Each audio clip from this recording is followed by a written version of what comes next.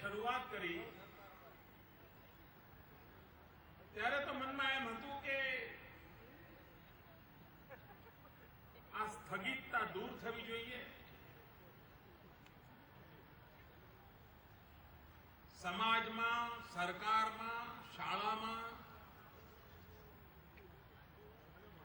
ખેલકૂદનું મહાત્મ્ય વધવું જોઈએ, એની એક અસર ઉભી થવી જોઈએ। ઉત્તરોત્તર આપણે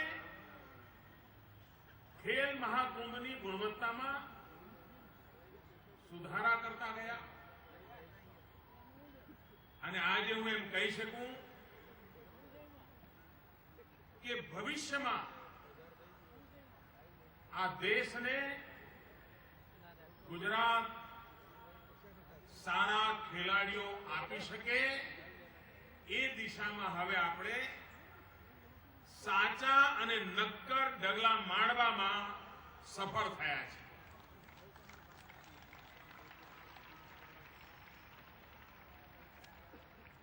ભૂતકાળમાં રાષ્ટ્રીય સ્પર્ધાઓમાં પણ ગુજરાતનું સ્થાન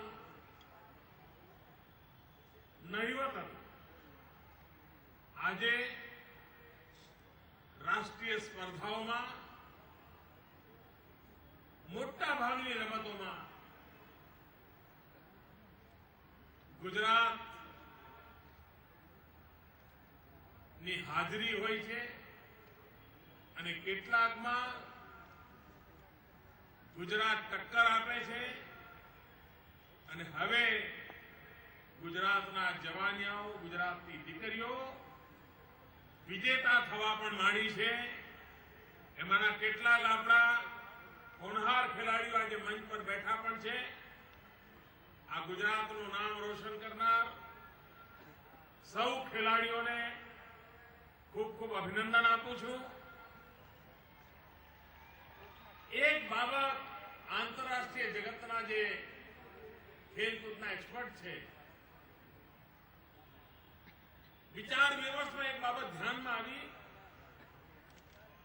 કે જો સાચા ખેલાડીઓ તૈયાર કરવા હોય તો ખેલાડીઓની શોધ 12 વર્ષથી નાની ઉંમરના બાળકોમાં શરૂ કરવી જોઈએ।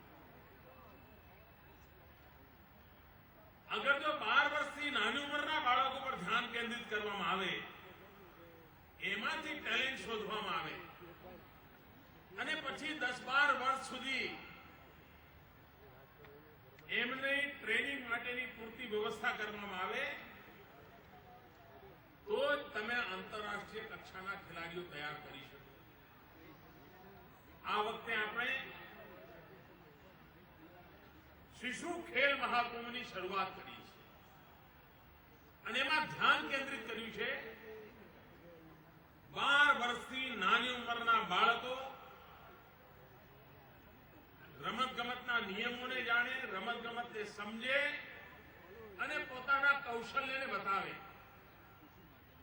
આ પહેલા પ્રયોગમાં પણ આજે હું ગર્વ સાથે કહી શકું કે ગુજરાતના નાના ભૂલકાઓમાં અપાર ટેલેન્ટ પડી છે। ખેલ જગતના લોકોએ જોયું કે આપણા ગુજરાત પાસે આ ઉમદા ભૂલકાઓ છે, એમના તરફ ધ્યાન કેન્દ્રિત કરીશું તો 2-5 વર્ષમાં જ એમાંથી શ્રેષ્ઠ ખેલાડીઓ આપણે તૈયાર કરીશું। મને હમણાં અમારા અધિકારીઓ કહેતા હતા 6 બાળકો એવા ધ્યાનમાં આવ્યા છે કે જે આજે એશિયા કક્ષાની જે રમતો રમાય છે એમાં ભાગ લઈ શકે એવી ક્ષમતા એમનામાં પડેલી છે। એના જે પેરામીટર્સ છે એ પેરામીટર્સમાં જો સેટ ટ્રેનિંગ આપીએ તો આવી શકે એમ છે। ભાઈઓ બહેનો, આટલે મોટા મંથનમાંથી આ રત્નો શોધવાની મથામણ છે। આ ખેલ મહાકુંભ ગુજરાતને ખૂણે ખાંચરે પડેલી ટેલેન્ટ એને શોધીને એનું શિક્ષણ કરીને એની ટ્રેનિંગ કરીને ઉમદા ખેલાડીઓ તૈયાર કરવાનો આપણો પ્રયાસ. બીજી બાજુ કમનસીબે સમાજ જીવનનું વાતાવરણ પરીક્ષાઓમાં ઊંચા માર્ક કેમ લાવવા,